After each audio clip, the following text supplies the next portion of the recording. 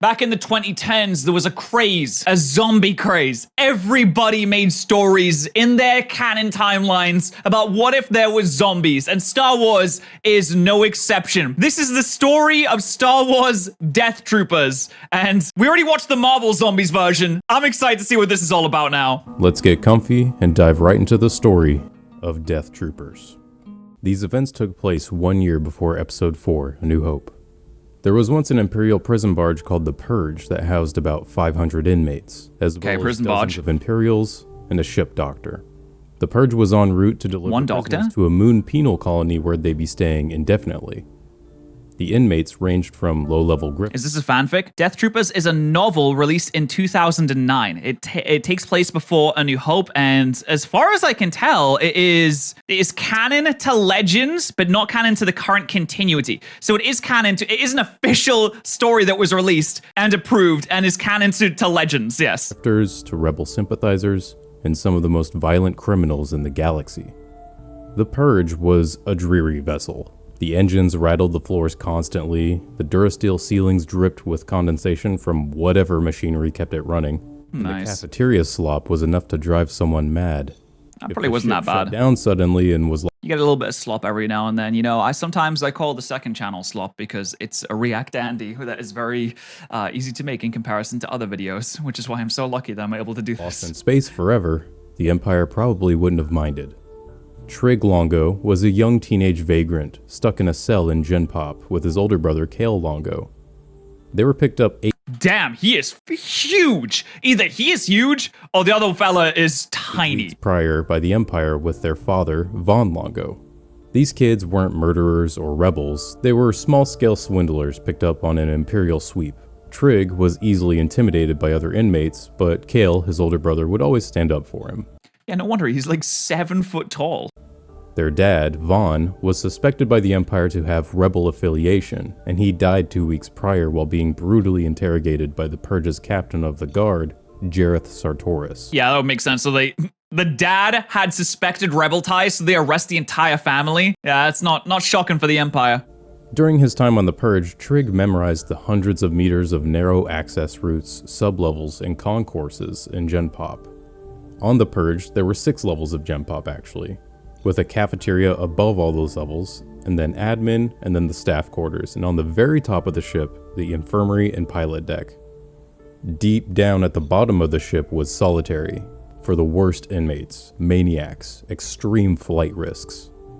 One day, after eating in the cafeteria, Trigg and Kale slipped away to meet with the notorious Delphanian Face Gang to trade some information for protection. The Face Gang? Can you trade faces? Their dad had given them a location of a secret cache on board the Purge that had blasters in it. So the brothers decided they might be able to leverage this information to gain face with the Face Gang. How did they even smuggle that on board? But instead of meeting the gang leader as planned, another Delphanian named R-Miss showed up to meet them, revealing that he'd killed the leader and promised that his flunkies could kill the Longo brothers for sport. So Kale lunged forward and ripped a series of rings out of R-Miss's lip, splattering blood everywhere. And after a brief fight, Trigg and Kale escaped the gangsters, and that's when they noticed something strange. The ship's loud engines had completely stopped. Oh no! The scariest thing in the world is being trapped in space. That's what I hate about every single sci-fi fiction universe, is if you are trapped in space, it's over. If you're just floating through space, your ship's not working anymore, nobody can save you. Like, imagine being in a spacesuit and it's being shot out into the ether. No one will ever find you. It is done. You're just gonna float around for eternity. I hate that. It's as scary as being buried alive to me. Zahara Cody, chief medical officer, tended to a Dug prisoner who has the best name, Tugnut. Tugnut was one of the usual inmates who would feign illness just to hang out in the infirmary for a while. She was friendly with most of the prisoners and really cared about her job. She started work on the Purge 13 weeks ago, leaving her wealthy family behind her. She wanted to become a doctor, but in this galaxy, doctors were considered a dirty profession, something to be done by droids. What? Her family was a wealthy financing. That's completely opposite of what we have now. It's like super looked up to. If you're a doctor, it's like awesome, it's fantastic. But when you have the machines that just do everything for you, then maybe you'd be like, oh, it's just like scrubbing the toilets being a doctor now, you see? And her parents, crewmates, and even the inmates sometimes saw her position on the Purge as a temporary venture before returning to her luxurious life. But when Zahara went to medical school, she had a fleeting romance with one of her professors, who opened her eyes to the suffering of the galaxy. And despite her issues with Imperial rule, she still joined the Empire to help others as best she could. Yeah, that makes sense. Here on the Purge, she had seen too much corruption go on, and she put in her 2 weeks' notice, especially since the whole deal with Von. How do you put in your 2 weeks' notice on a prison barge? I don't know, I feel like it would take a long time to travel through space, but maybe I'm just wrong. You know, you have light speed and all that. You put in your 2 weeks' notice, and it's like, well, you're going to be on here for a month anyway. So what are you going to do? You're just going to hang out for the rest of it? You're just going to not be a doctor? Someone stubs their toe, you're going to not help them? On Longo getting beat to death, and Vaughn became the patient she couldn't save, thanks to Jareth Sartorius. Sartorius, captain of the guard on the Purge, had a long questionable track record, leading him to be stationed here on the Purge. Sartorius was in his quarters when he also noticed the engines stopped. They were still a week out from their destination, so he went up to the warden's office along with 3 other officers to check out what was going on. It's like, guys, we're in a spaceship and the engine is off. Should we maybe do something about this? I think that is not a generally good thing. Warden Cloth told everyone that the thrusters were damaged beyond repair, and without additional parts, they were stranded out here on the border of the unknown regions. However, there was hope. They detected a Star Destroyer.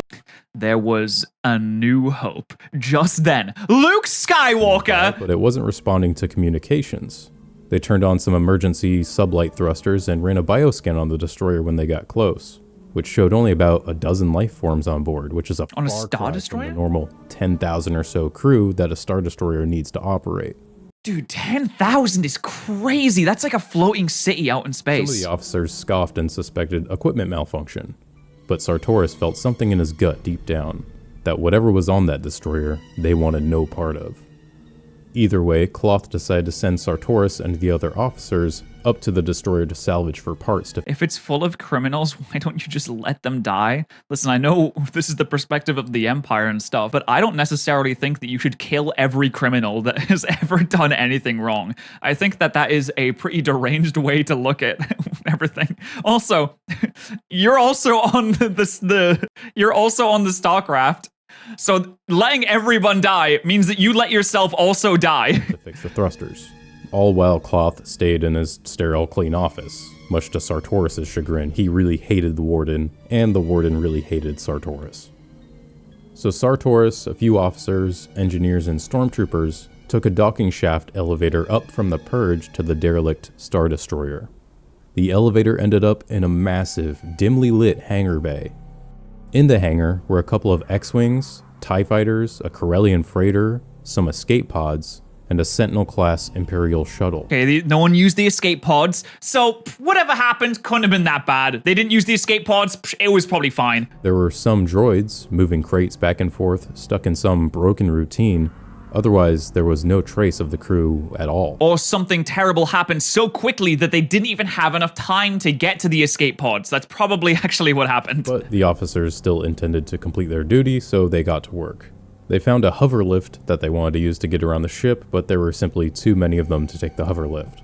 In order to better search more parts of the ship, they split up into 2 groups. Group 1 was made up of the officers Sartorius, Austin, Vesic, and 2 engineers. Group 2 had 1 officer, Armitage, a couple of engineers, and stormtroopers. They were to rendezvous back at the docking shaft in 1 hour. Sartorius' group headed out and found a storage bay and had the engineers collect the parts they needed. After a while, Officer Vesic commed Group 2 for a situation report, but the comms just kinda sounded like a strange static, but he did hear the words Medlab, Quadrant 17, and a vat. What he actually said was, whatever you do not go to the med lab in Quadrant 17. And if you do end up there somehow, for the love of God, don't go anywhere near the vat that's there. And he's like, oh yeah, go to the, okay, med lab, yeah, get in the vat. Okay, get in the vat, go swim in it. Group 1 finished salvaging parts, and as they headed back to the hangar, Officer Austin let out a sharp cough. So while Group 1 oh no, he's got Nurgle's rot. was scavenging for parts, Group 2 was out scavenging for some supplies, and Armitage stumbled across a biolab. What he found shocked him. A massive, wall-sized vat filled with clear bubbling gel and dozens of strange pink organisms. To him, it looked like a crossbreeding experiment of some exotic flowers and peeled fruit. But as he got What? Okay, I was just thinking it reminds me of the FEV virus from Fallout. Like they just dipped into an alternate reality real quick, grabbed some super mutants in FEV, and popped out again. He saw what they actually were. Lungs? Oh, Jesus. Dozens of sets of human lungs breathing in sync together. They were all hooked up with tubes, one pumping oxygen in and another tube draining gray fluid out and into black tanks that were behind the vat.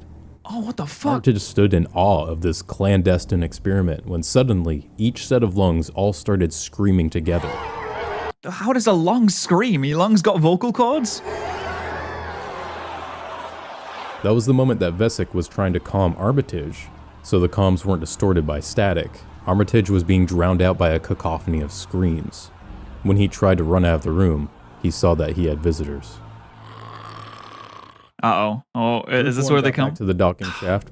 Oh, you can't do it next time on Dragon Ball Z with the zombie thing. Come on. Group 2 was nowhere to be found.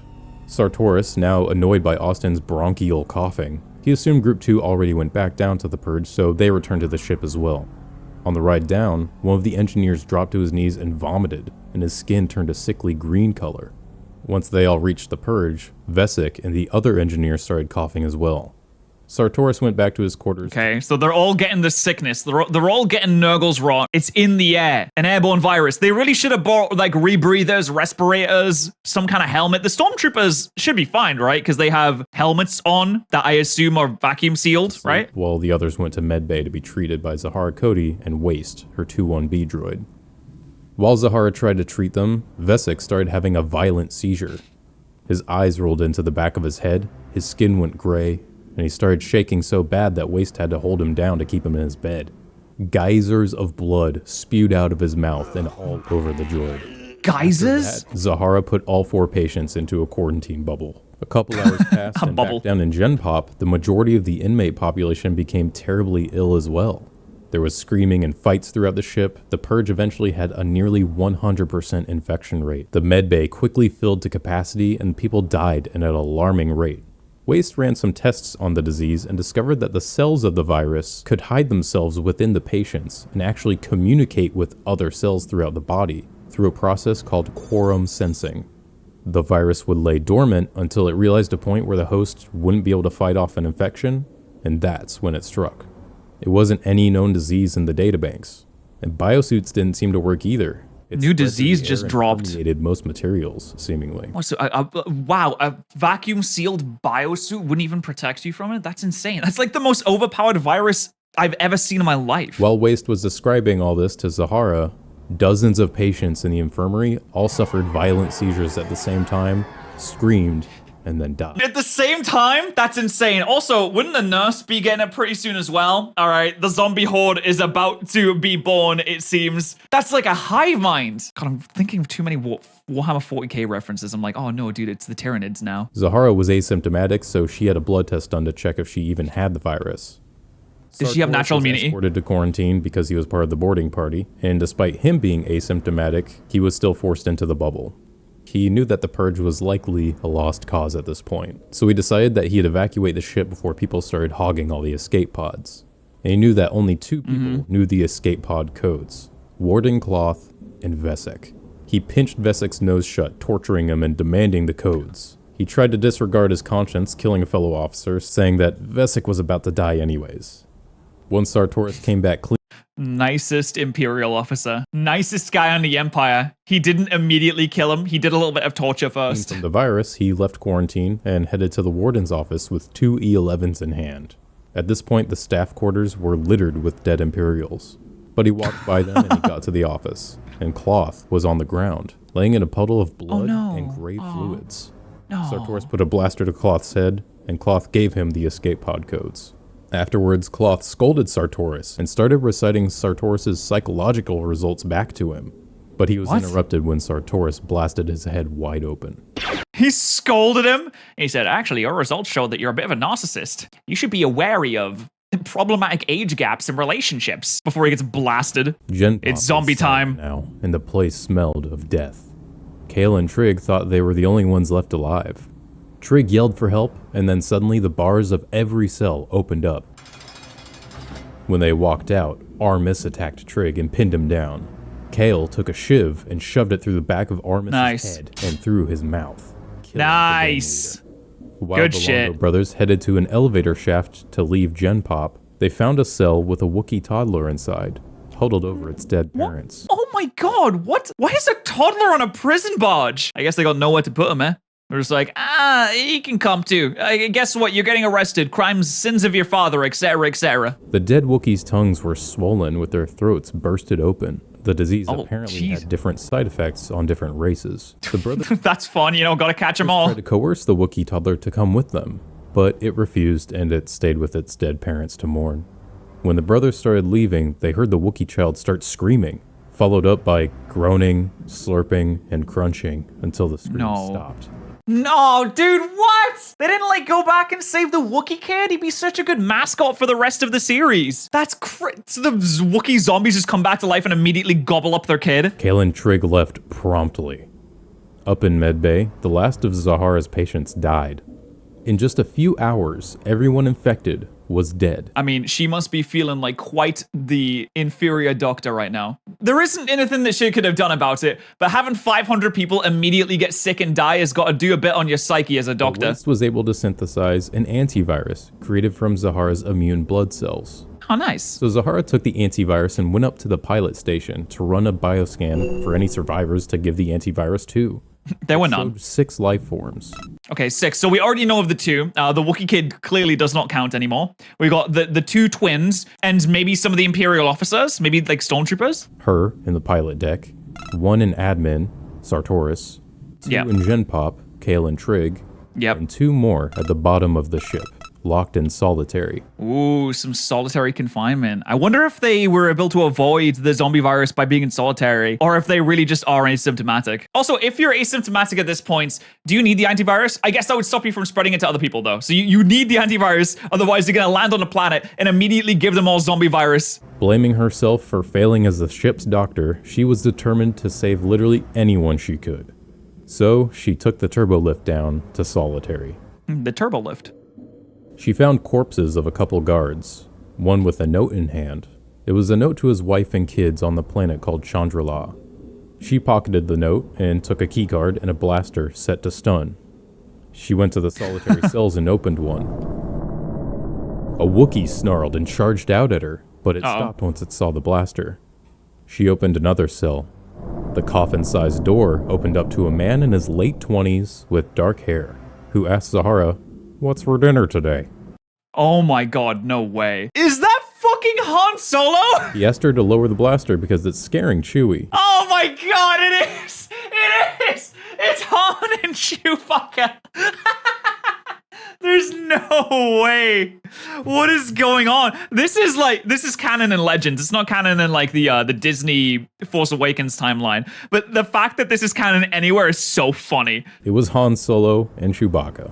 They'd apparently been here for weeks since Imperials boarded the Millennium Falcon and impounded the ship and her cargo. Nah, no shot, dude. No way they'd be able to board the Millennium Falcon. Do you see what Han Solo can do? He can do flips. Chewie would fight them off with his big bare hands. There's no way they get caught. They were smuggling on the side, alright? Han coughed sharply as he came out of his cell, and once Zahara felt safe around the two, she put the blaster on the floor, kicked it behind her, and gave Han a shot of the antivirus. I mean, listen, they're solitary confinement criminals. I understand, seeing the good in people and believing that no one would want to hurt you if you're there to help them, and that's all great. But sometimes people are just crazy, and sometimes people get locked up because they're just crazy. Sometimes. Not all the time, sometimes. I don't know if I'd put the blaster on the floor and then kick it away from myself. I'd probably, keep it on me just in case. Then she injected Chewbacca, who felt immediate, excruciating pain. Not physical, but mental and emotional. He had nightmarish visions and heard demonic voices in his native tongue of Shriwook, telling him that he'd done horrible things on this ship. Eating Wookiee children, killing innocent people. He wanted to feast. Chewie started having distorted flashbacks to his childhood, hearing Life Day songs. He saw faces of his family and his beloved wife, Mala, melting and grinning at him. What? These are the true songs of Life Day. These songs are eat and kill, eat and kill. Zahara noticed a welt in Chewie's throat start to boil up.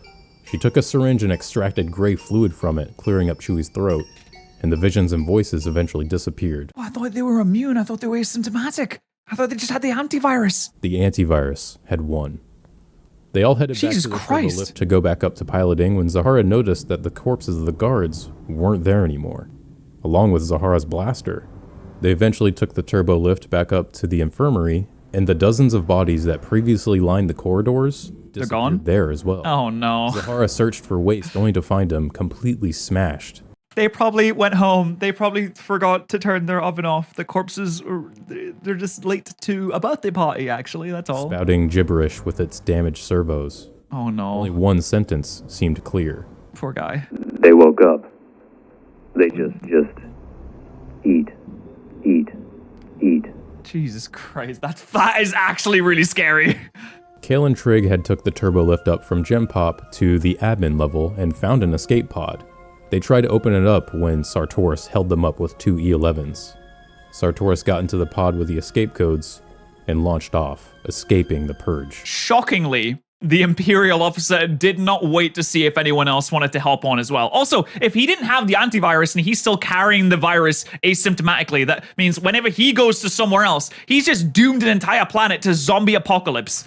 They're gonna have to do exterminatus on this shit now. And found one while also running into Han, Chewie, and Zahara. They all agreed to work together to escape. They headed up to piloting to release the manual lock on the escape pods when they noticed something on the ship's bioscanner.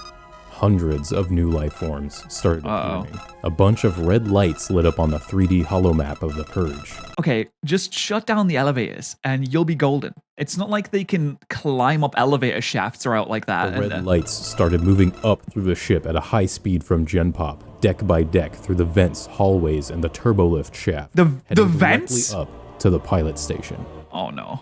How do they know that they're there? No, that's OP. They got like what, GPS signal on blood and hear guts? the rumbling and screaming coming from below them. Apparently, just like the virus hid inside the body and struck when it was at its most virulent, whatever these creatures were doing the same thing, but instead of to a body, they were doing it to the Purge. The horde of undead. Unless you're Chewbacca, unless you're Wookiees, in which case you eat your younglings immediately. You don't wait. Arrived in the piloting station, chasing the group towards the docking shaft. The creatures stampeded behind them like a swarm of insects on the ground, walls, and ceiling. The group ran and shot back The at ceiling? the blast, but it made no difference. They had no choice but to escape up into the derelict Star Destroyer. Once they got to the docking shaft, the Longo brothers looked back and saw their father, Vaughn, with 2 weeks of morgue rot, grinning at his sons menacingly as if it knew the psychological pain it was currently inflicting on them. Trigg completely froze up at the sight, forcing Kale to run up and toss Trigg up into the elevator, and Vaughn managed to dive onto Kale and bite his leg. And for Kale, everything turned gray. No! Kale! Ah, he's so awesome. Man.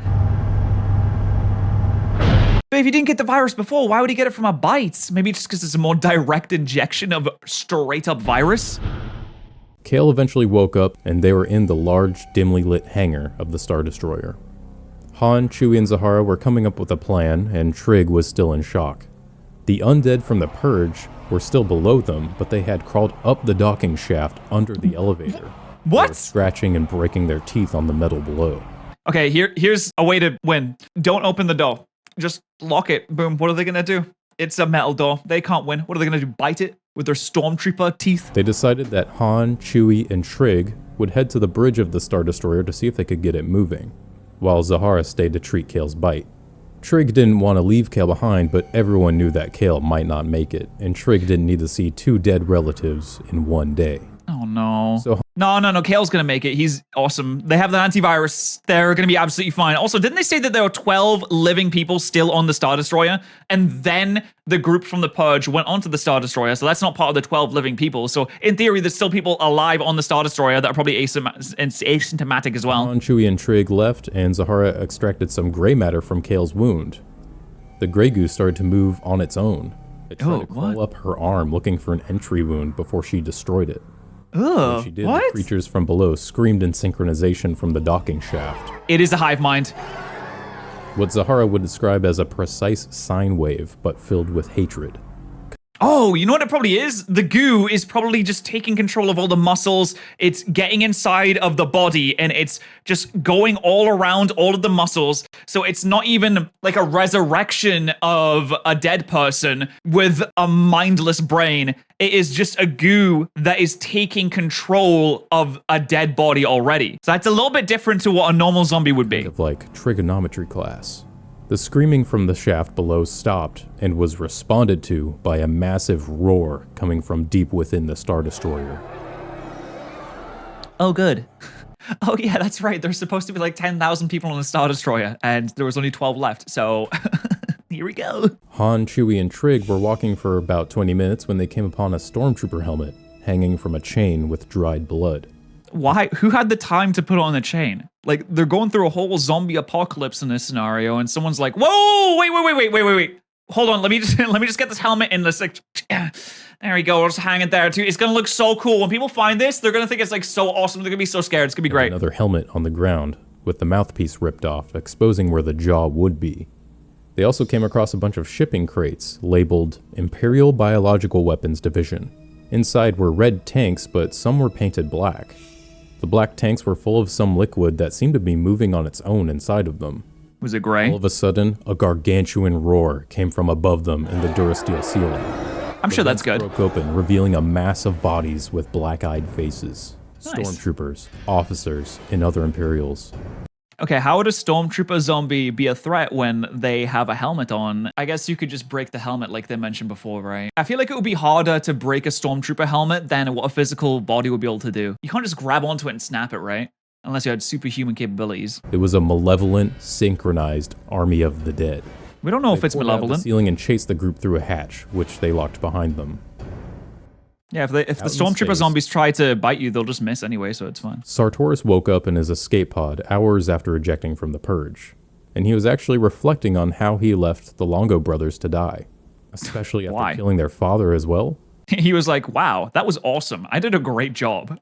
No sadness, no regret. He's like, "No, I did such a good job being a Imperial officer. That was He great." kept trying to rationalize it in his head, and he thought back to his own abusive father, a death stick addict who he'd killed once he turned 16, and then joined the Empire to start a new life. Still trying to justify his actions internally, he noticed the trajectory of his pod was curving. He looked at the viewport and saw a Star Destroyer coming into view, in shocked disbelief. He also saw the Purge, and he surmised that he was somehow being pulled by the Star Destroyer's tractor beam. His What? Did the zombies learn how to use Star Destroyer tech? pod was pulled up into the hangar and got lodged in between an X-Wing and a TIE fighter. It's like, fuck's sake, how am I supposed to get out this now?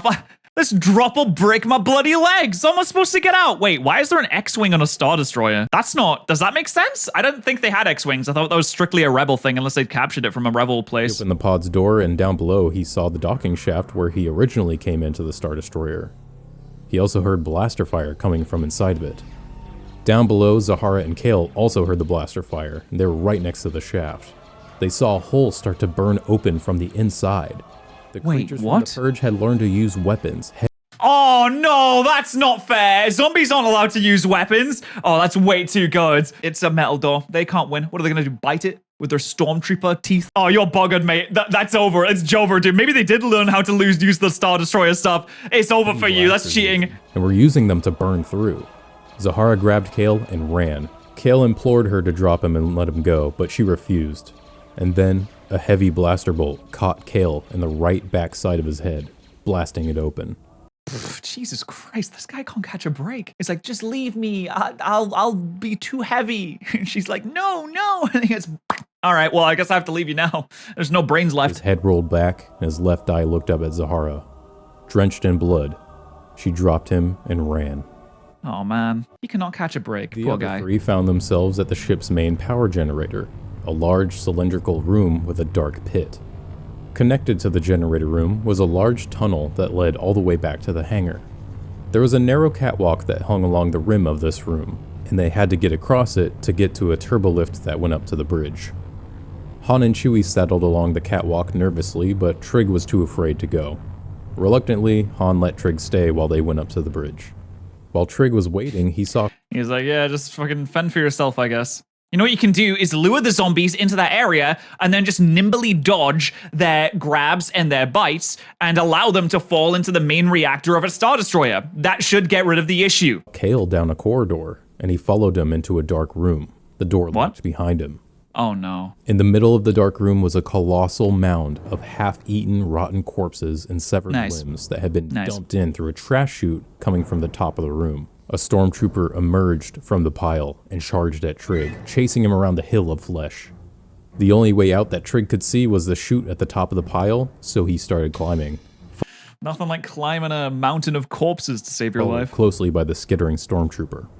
Back in the hangar, Sartorius... Wait, there's only one stormtrooper in there? Man, they could have had some reinforcements, you know? ...was looking below at all the zombies that had poured out from the Purge, and they were looking back up at him.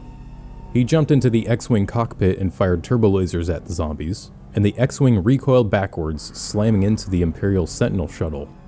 Zombies started climbing onto the X-Wing, so Sartorius jumped out, got onto the Imperial shuttle, and fell into the hatch. When he looked up, he saw that he was surrounded by 4 emaciated Imperial officers. Oh, yeah, okay, that's some of the ones that were alive from before Commander Gorrister was the leader here, and he revealed to Sartorius that 10 weeks ago, this Star Destroyer, Vector, was sent by Lord Vader to deliver experimental weapons to a testing base. At some point, an experimental weapon leaked. Unknown if it was an accident or a secret controlled experiment, the infection began. Their scientists tried to examine it and learn about it before. Dude, Darth Vader just seems to be getting involved in everything that happens in the Star Wars universe now. He's just doing everything. He must be so bored. He's just making shit up all the time. He's like, we need to make zombies now. I killed all the Jedi, I think. There's probably like 5 left or something. Can we make zombies now? Or it spread, but they couldn't stop it. Some Imperials were immune, and they synthesized an antivirus, which the crew on board this shuttle had taken. While Gorrister told this story, they noticed that the zombies outside were shooting the shuttle, but eventually stopped. They started looking for another way in. The Purge zombies and Star Destroyer zombies started to mix together, and they were screaming back and forth to each other, synchronizing their information. Oh, nice. Gorrister revealed that his crew in the shuttle originally consisted of about 30 men. Over the past 10 weeks, they had all been drawing straws to see who would get eaten for survival. Nice! Okay. Nothing like eating your mates to pass the time. The group was about to tackle Sartorius when the shuttle got rocked from the... Yeah, Sartorius is big and meaty. He's not emaciated like the rest of them. He's got a lot of flesh on him. Mmm, tasty. Are we really better than the zombies if we catch ourselves eating our brothers to stay alive? Can we truly say that we are better than the hunters that we are trying to stay away from? Outside, the undead had gotten into the X-Wing themselves and shot the shuttle after seeing Sartorius do it. Sartorius used the distraction to fight off the scrawny men, opened the hatch, and threw Commander Gorrister into the undead horde below, starting a bloody feast. One of the Imperial men, White, begged for his life and agreed to pilot the shuttle for Sartorius if Sartorius could disable the tractor beam. Sartorius agreed and told the remaining men to stay put while he headed to the bridge to turn off the tractor beam. Still using the distraction of Commander Gorrister getting eaten by a bunch of undead, Sartorius jumped down, barged through a bunch of undead, and found the hover lift that he originally saw when he came onto the Star Destroyer. He was only one person, so now he could use it. That's when he felt something was off. He looked down, and his leg had been bitten. What? How did he not notice this before? I understand in moments of adrenaline, you don't really feel pain and you don't feel like a lot of things happening to you. I feel like you would know if someone took a chunk out of your leg and just like gobbled it up at some point. Yeah, like, surely. Zahara had ran through the Star Destroyer for who knows how long at this point. She stumbled across a medical research lab. She found corpses hooked up to black tanks, as if somebody was collecting the gray fluid that was coming out of them. Then she was attacked by an undead researcher. She stabbed the zombie with a nearby syringe on the floor, which miraculously had an antivirus in it. The zombie had a strange moment of clarity. It grabbed the syringe out of its head and started scratching a word on the floor. Blackwing. Blackwing? Zahara decided to find a workstation and look for clues related to that phrase. There was a 2-1B droid nearby that assisted her in locating the nearest workstation and gave her directions to the hangar control room. Back to Han and Chewie, they were still crossing the catwalk in the massive generator room, and when they looked down into the dark pit, they actually noticed movement. There were thousands of undead in the pit of the power turbine. Oh, nice. And they all had guns, apparently. Jesus Christ, look at that. They're all ready to shoot upwards. Of the original Star Destroyer crew. The undead looked up and screamed at the sight of them, and then pulled out blasters and started shooting up at them. It was like America on the 4th of July. Chewie finally got off the catwalk and took the turbo lift up to the bridge. Nearly every panel on the bridge was completely smashed, but Han managed to find a working one. He got the Star Destroyer to tilt and move, but the hyperdrive wasn't accessible. In a side room from the bridge, Chewie found a Wookiee child prisoner from the Purge. Another Wookiee child? Jesus Christ. Okay, make sure that this one doesn't get eaten. We have a bad track record of Wookiee kids in this series so far. Throat and a long, lumpy tongue. As Chewie approached it, the child rushed over to a hatch and God opened damn it. And out is it a zombie? 3 undead Wookiees covered in blood and gray matter. They did a trap? Oh my god, he did a ruse? He did a trick? That's crazy. Han killed 3 of them with his blaster, but the young Wookiee jumped on Han's back, about to bite him. After some hesitation, Chewie finally shot the child down to save Han. Good man. Good man, Chewie. Trigg was still crawling through the vents with the stormtrooper right behind him. Trigg came to an opening in the vent, a dead end, that emptied out right into the circular generator room from before. Trigg looked behind him and the stormtrooper's helmet slid off. It was Kale, but with the right half of his head completely obliterated. Wait, why is he wearing a stormtrooper outfit? Why did he get changed? When he became a zombie, he was like, oh, hang about, lads. I need to go and get a little bit of drip on. I'll be back in a second, boys. Kale had the same menacing stare that Von Longo did back when they escaped the Purge. Trigg froze up in fear and was about to be bitten by Kale, but he finally snapped out of it. Trigg put his knees up and launched Kale behind him out the vent and into the pit. Rest in peace. Kale just cannot catch a break. He get launched. He's the only zombie so far to get properly owned by someone, and he gets launched right into the pit. He's done. Kale fell into the pit. The thousands of zombies looked up and screamed, shooting their blasters at Trigg, causing him to fall. Trigg barely grabbed onto the catwalk and was hanging there, when another zombie came out from the vent, jumped out, and grabbed onto Trigg's leg. For God's sake. It was the old gang leader, Armiss. How did you get Even here? in death, he still wanted revenge. Even in death, he was still a massive bastard. Zahara made it to the control room. There was a window where she could look down on the hangar, and it was swarming with zombies, and surmised that the tractor beam was on somehow. She went to a nearby console and entered a password, Blackwing. This gave her administrative access, so it's a pretty terrible password. She tried to turn off the tractor. Yeah, that is a really shit password. Listen, there's no characters, there's no numbers. Or is it all caps? You even got some lowercase in there as well. How did she even guess it right the first time? Did she just type it in all caps, or did she type it in lowercase? Like, I feel like if you get that wrong the first time, you're like, oh, man, well, is it like Blackwing with a capital B? Or is it like Blackwing, but the L is a 1? Because you have to have a number in there? Tractor beam, but saw that someone else had actually recently turned it off. She then accessed an entry log, Imperial Bioweapon Project 171A, Galactic Virus Dissemination and Distribution Algorithm. Oh good, it means that the Empire has 171, at least another 171 bioweapon projects going on, which is just fantastic, you know? It's not like it's against the Geneva Convention for a reason. Classified top secret. Status in progress. The words distribution algorithm stuck out to her. As she looked back down in the hangar, the thousands of undead were all over the captured ships. They were learning how to pilot them and were even packing the black tanks full of gray liquid into the ships. Oh no, it seemed like they were preparing another viral attack on a new host, the rest of the galaxy. We've got a new target! Everywhere! She looked over and saw some undead moving an X-Wing to aim up at her in the control room, and it fired its turbo lasers. Is she okay? Han and Chewie took the lift down from the bridge and back to the generator. Don't like a cliffhanger there. They saw Trigg hanging onto the catwalk with Armiss hanging onto his leg. And they said, oh boy, Chewie, that looks pretty bad. Anyway, let's go sort this tractor beam out. Then Trigg fell. But suddenly, Trigg slammed onto a hover lift as Armiss went tumbling into the pit. It was Sartorius piloting. No. Sartorius had been there disabling the tractor beam, and when he saw Trigg in trouble, he reacted to save him, which shocked even himself. He shocked even himself? He was like, oh fuck, I wasn't supposed to save him. Jesus Christ, kid, can you like jump off? This is gonna sound really weird. Total mistake. I did not mean to save you. Wrong place, wrong time, you know what I mean? So you're just gonna, there's a pit of zombies you can get in now. Then he went to go pick up Han and Chewie to escape. But the 4 of them on that hoverlift surpassed the weight limit, and they started descending into the pit of zombies. How bad is the weight limit? While Han and Chewie tried to shoot down at the zombies who were shooting up at them, Sartorius told Trigg about the people in the Imperial shuttle in the hangar, and when they got there to ask for the officer, White. He also told Trigg that Von Longo was a good man, unlike himself. Is he gonna sacrifice himself? And revealed that he was bitten and already sick. After that, Sartorius hoisted himself over the handrail and threw himself into the swarm of undead below. Wow. After that, the lift was able to Brave fly moment. Only good moment from an Imperial officer. Only good thing an Imperial officer has ever done. upwards again, and Trigg flew the hoverlift through the concourse tunnel back to the hangar, over a river of zombies.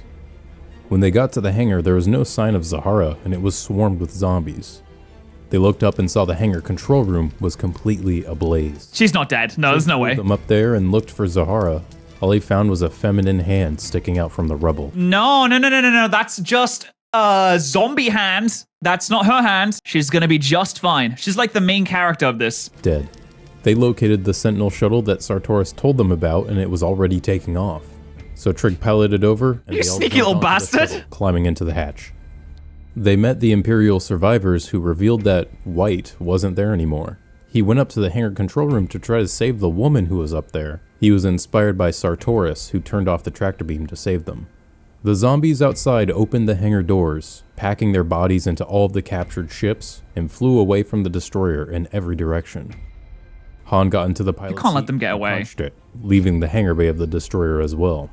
While Han calibrated the hyperdrive, a zombie snuck out from a hidden compartment on the shuttle and Sneaky bit bitch. both of the remaining Imperials to death. Ah, it's The okay. zombie They're had been NPCs. waiting weeks and weeks for the right moment to strike, a calling card of how this virus likes to operate. He's been sitting in there for weeks. Honestly, I think any other moment would have been the right moment to strike because they're emaciated. They had eaten nothing for probably like a week at this point. I think they would have been Han, Chewie, fine. and Trigg didn't have their blasters on hand, and when the zombie lunged at them in the cockpit, a blaster bolt came from the back of the shuttle and struck the zombie down.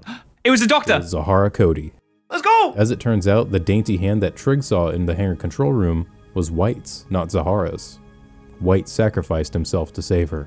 The zombie was on the They said a dainty feminine hand, and it was just the guys. Like, poor guys, because he hasn't eaten in like 7 years. writhing in pain on the floor, almost crying. They deduced that when the virus was too far from the horde, it couldn't survive. The zombies were trying to reproduce gray fluids and packing them inside the ships for this reason, to sustain themselves and feel like the horde was nearby long enough to get to civilization and reproduce. The group looked outside the shuttle's viewports and saw that the ships the zombies had taken were already spiraling out of control, crashing into each other or veering off with no semblance of piloting anymore. No more The zombies. infected were finally dying off. They did it. While Han showed Trigg some piloting controls, Zahara revealed the name that White gave to the Sentinel ship. Freebird.